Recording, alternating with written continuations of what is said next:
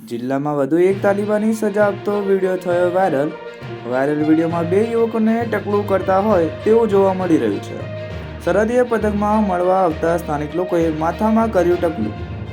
Viral વિડીયોમાં યુવકોએ બીજી વાર મળવા આવવાનું મનાઈ કરતો હોય તેવું લાગી રહ્યું છે.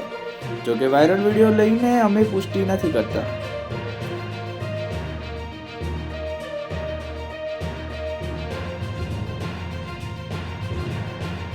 જિલ્લામાં વધુ એક તાલિબાની સજા આપતો વિડીયો થયો વાયરલ વિડીયોમાં બે યુવકોને ટકલું કરતા હોય તેવું જોવા મળી રહ્યું છે.